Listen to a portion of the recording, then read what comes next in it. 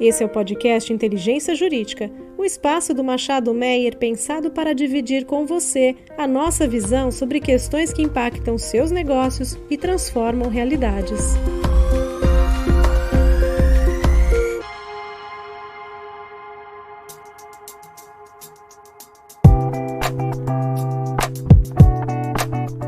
Saudações a todos, aqui é Ana Karina Souza e este é mais um episódio da série Transição Energética do podcast Inteligência Jurídica do Machado Meyer. Nesse episódio de hoje, comemoramos o Dia Mundial de Energia, que é um dia celebrado mundialmente em diferentes países e tem por objetivo promover a conscientização sobre a importância do uso sustentável e eficiente dos recursos naturais, em especial no contexto dos Objetivos de Desenvolvimento Sustentável da ONU para o Brasil, que tem no objetivo 7, o uso acessível e confiável da energia. Para esse episódio, eu conto com a presença dos meus sócios José Prado. Como vai, José? Olá a todos, tudo bem?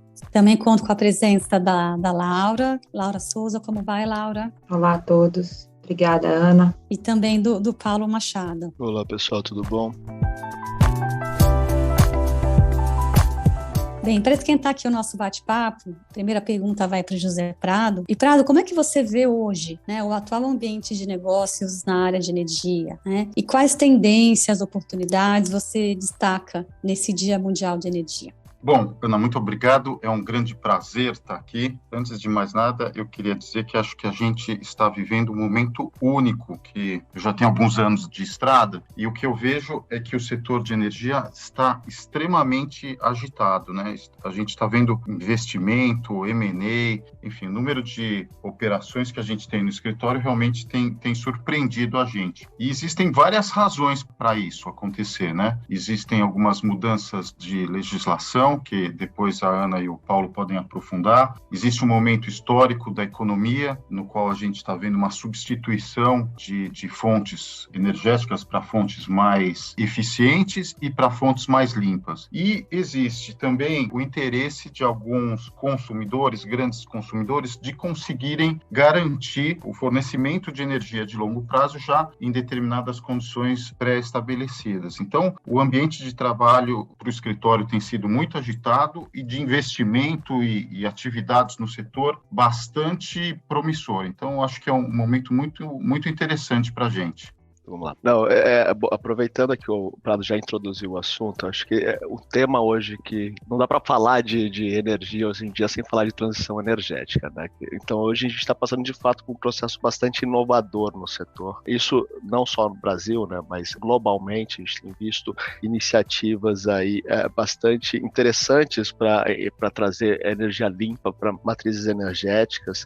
Projetos diferenciados, como por exemplo eólicas verticais, Isso tem lá sendo colocado nas estradas de Joanesburgo, algumas eólicas verticais que aproveitam ali a oscilação e vento de carros para gerar energia. Tem outros tipos de discussões, a gente está falando aqui de questões relacionadas a ultracapacitores, etc. Aqui no Brasil a discussão ainda não chegou nesse nível mas a gente tem visto aqui uma evolução muito grande no setor. A gente já tem a eólica e a solar como uma base consolidada da nossa matriz, diferentemente de alguns outros países. E hoje a grande discussão aí que a gente tem visto é na frente de geração eólica offshore, parte de hidrogênio verde também está sendo bastante discutida e investimentos eventualmente em GDs, isso daqui para trazer um pouco mais para a matriz energia limpa. Quanto a hidrogênio verde, por exemplo, acho que é a bola da vez, tem aí algumas iniciativas que já foram iniciadas, a Siemens Energy com a Eletrobras assinaram há pouco tempo um memorando de entendimento para tentar desenvolver um pouco o setor, realizar um estudo sobre a logística do setor, sobre a possibilidade de investimentos em geração com base em hidrogênio verde. A gente tem também algumas iniciativas aí, por exemplo, a Cegás, que é a Gás do Ceará, ela tem estudado a utilização da tubulação dela para gás, para transporte de hidrogênio. Então está tendo bastante atividade nesse setor, particularmente em operações a gente tem visto muito esses grandes PPAs com fontes incentivadas, com eólica e solar, esses PPAs de grandes consumidores. Então a gente tem visto muito investimento nessa frente, alinhada aí com outras questões econômicas, a necessidade possibilidade aí de desenvolvimento de matriz, as exigências do COP21, a possibilidade de financiamentos internacionais. Então, isso está, de fato, acelerando bastante aqui o setor. Muito obrigada, Paulo, pelos seus comentários. Aproveito o gancho para chamar a Laura para comentar um pouco sobre a atual onda de abertura, né, do mercado de energia elétrica e essas discussões legislativas e possíveis inovações, né, com um novo marco regulatório no setor de energia, com o PL 44. Então, Laura, por favor, fique à vontade agora para comentar. Obrigada, Ana. Eu acho que a gente vive um momento, como o José Prado falou, muito especial no setor elétrico, né? No mundo inteiro a gente tem um mercado de energia com algum nível de regulação, mas acredito que poucos têm um nível de regulação tão alto como no Brasil, e por isso a gente sempre espera mudanças que são mais discutidas, que são mais lentas, mas que têm, por outro lado, a grande capacidade de tornar esse mercado mais sólido. Eu não tenho dúvida de dizer que, dentre os mercados regulados do Brasil, o mercado de energia é, sem dúvida, o mais sólido, o mais confiável e que gera maior segurança jurídica para o investimento. Não por outra razão, 2021 foi um ano recorde de investimento no setor elétrico, principalmente para projetos de geração e transmissão no mercado livre de energia. A gente teve mais de 3 gigawatts instalados, dos quais 75% são eólicas e fotovoltaicas. E não se espera nada menos que isso para 2022. A gente está no movimento crescente de solidificação do mercado livre, mais e mais agentes entrantes nesse mercado. A gente tem um projeto de lei, que é o projeto de lei 414, como você falou, que deriva do projeto de lei 212, que traz reformas estruturais para o setor elétrico, mas tem como foco principal a abertura de mercado. Significa dizer que o mercado ele tem que estar preparado para receber novos entrantes que não são acostumados aos riscos do mercado livre e, ao mesmo tempo, dar segurança para esses novos entrantes de que o mercado livre é um mercado confiável e um mercado onde os níveis de investimento, de economia e de eficientização dos recursos elétricos pode se tornar mais aparente. Então, a gente espera que ainda nesse ano de 2022 a gente tenha aprovado um projeto de lei que vai permitir a expansão ainda maior do mercado livre, que vai permitir novos players, como, por exemplo, o comercializador varejista, a aparecer nesse mercado, e com isso vai permitir também novas alternativas de investimento, consolidação da atividade de comercialização, um destaque para atividades de comercialização. Acho que no nosso último podcast que a gente fez aqui com a Associação Brasileira de Comercializadores de Energia foi muito nesse sentido, né, o protagonismo das comercializadoras e uma reestruturação do setor elétrico como um todo, mudando um pouco o papel das distribuidoras, aumentando a capacidade de investimento. Acho que a gente está num momento muito profícuo do mercado. Laura, muito obrigada pela sua resposta. De fato, é bastante interessante a gente ver todo esse movimento e todas essas novas oportunidades que estão surgindo com esses diferentes movimentos e, enfim, inovações, né, no setor de energia. Eu aproveito agora para passar a bola para o Prado. Prado, enfim, quando a gente fala aí de descarbonização, quando a gente fala de transição energética, certamente a gente precisa de capital, né, para promover esses novos projetos mais limpos, esses novos projetos mais eficientes. Como é que você vê hoje, enfim, o mercado, o acesso às fontes de financiamento, à infraestrutura e energia, nesse contexto atual de transição energética? Bom, Ana, com toda essa agitação no mercado de energia, todos os atores estão também tentando acompanhar o ritmo. E, obviamente, nesse sentido, um dos atores muito importante é o financiador para desenvolver esses projetos. A gente tem visto muita inovação, muitas alternativas de financiamento, tanto para os tradicionais financiamentos de empréstimo, quanto para operações novas buscando indexação ou com instrumentos diversos, né, indexação de PPAs a dólar, ou mesmo o mercado de capital bastante ativo, até considerando as condições de mercado atual. Mas eu acho que um dos pontos que merece mais destaque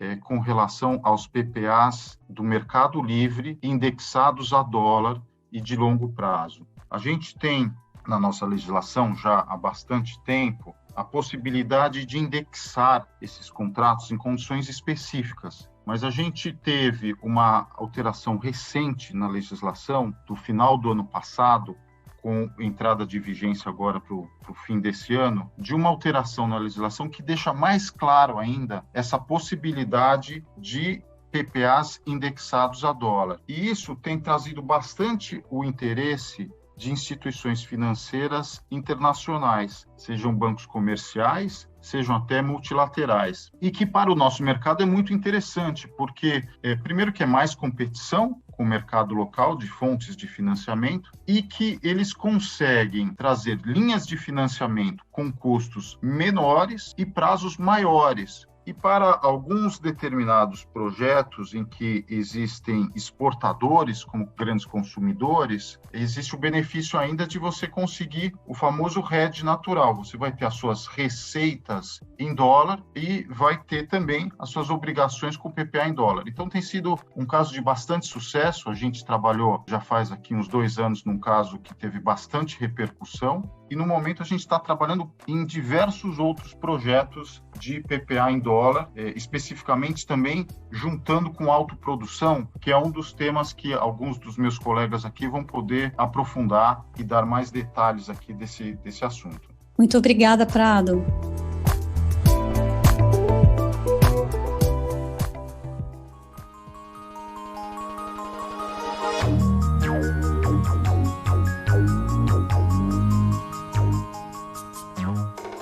Aproveitando o teu comentário sobre os projetos de autoprodução por equiparação, aproveito para pedir para a Laura, talvez a Laura ou o Paulo, comentarem um pouquinho sobre, enfim, esses projetos de autoprodução, né, se de fato eles são aí uma oportunidade relevante para o desenvolvimento de projetos greenfield no setor e se eles de alguma forma poderiam ser impactados, né, pelas discussões hoje que acontecem no Congresso com o novo marco do PL 414.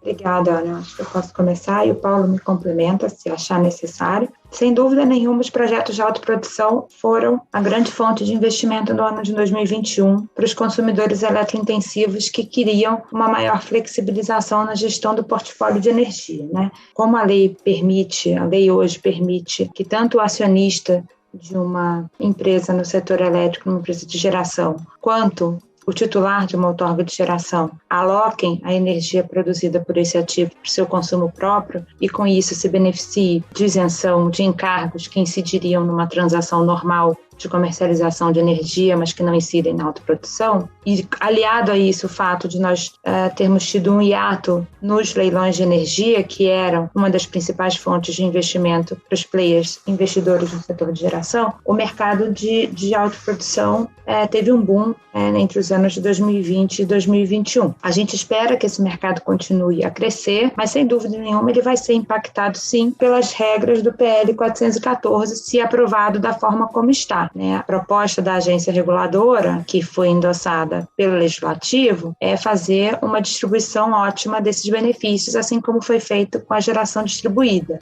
Deu-se um tempo para que o mercado se acostume ou veja, monitore, como o mercado se comporta, viu-se a real aproveitamento desse benefício, o real impacto da concessão desse benefício para as tarifas de distribuição e de transmissão e, consequentemente, para o consumidor final, e o que o PL propõe é uma redistribuição dessa alocação desses benefícios. Então, o que hoje, algumas mudanças que são um pouco mais técnicas, mas facilmente explicáveis, como a apuração do benefício com base na geração, no consumo líquido e não mais na geração, por exemplo, a não isenção da CDE sobre determinada parcela da energia produzida, isso para os projetos de autoprodução por equiparação. Então, existe uma proposta de alocação eficiente desse benefício, que pode impactar um pouco no mercado e obrigar o investidor e o consumidor a refazerem um pouco a conta do investimento versus a economia na tarifa, mas a minha opinião é que ainda assim continua bastante atraente para o consumidor eletrointensivo ser titular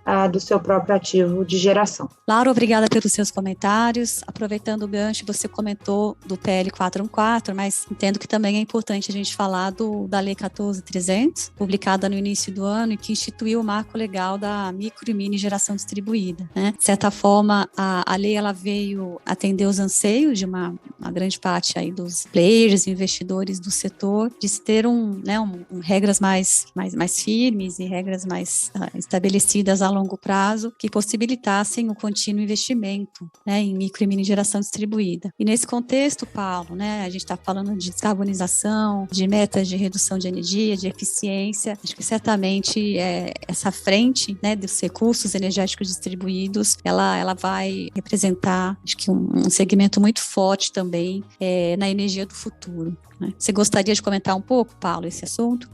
Não, claro, Ana, acho que é um super assunto, é super importante, está bastante discutido nesse momento a questão de geração distribuída, um pouco alinhado também com esse ponto trazido por Prado sobre financiamentos, vou até mencionar um pouco melhor sobre o assunto, mas a lei ela vem para trazer de fato um pouco de segurança para o setor. Hoje ela estabelece uma série de regras ali em relação à compensação de energia, em relação a questão de pareceres de acesso, evitar um pouco também essa comercialização de pareceres, que foi um setor que teve muita especulação por um tempo, então ela controla um pouco essa venda de projetos, no intuito de desenvolver um pouco mais o setor. Ela não incorpora ainda todos os anseios do mercado, algumas coisas ficaram de fora ali nas discussões legislativas, mas ela sim é bem vista pelo mercado, acho que, como eu disse, traz bastante segurança. E nessa linha, a gente tem visto algumas inovações também na parte de financiamento relacionado a esses projetos, né? Acho que a gente viu aí alguns green bonds sendo emitidos, né, com base, sendo todos lastreados aí por crédito de carbono, especificamente para projetos de geração distribuída, que é um projeto que não tem uma receita, uma previsibilidade de receita tão forte como um projeto normal de geração. Mas acho que tudo isso, a comunhão de todos esses fatores acaba favorecendo bastante o desenvolvimento desse setor. Acho que é um setor bastante relevante, com a abertura aí de mercado e também o acesso aí de pequenos consumidores aí também essa energia limpa e com preços mais atraentes. Muito obrigada, Paulo.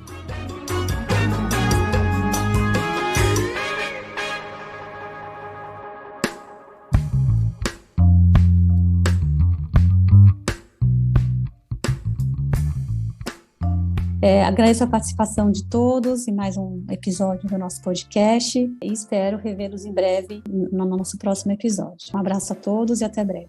Tchau, obrigado e espero até a próxima oportunidade. Um grande abraço a todos. Pessoal, foi um prazer estar com vocês aqui, Ana, Paulo, Zé Prado. Espero que todos gostem desse podcast em comemoração ao Dia Mundial da Energia.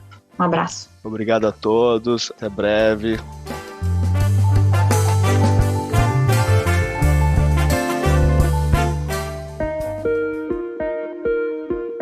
Você ouviu o podcast Inteligência Jurídica, o espaço de encontro para dividirmos com você a nossa visão sobre as questões que impactam os seus negócios.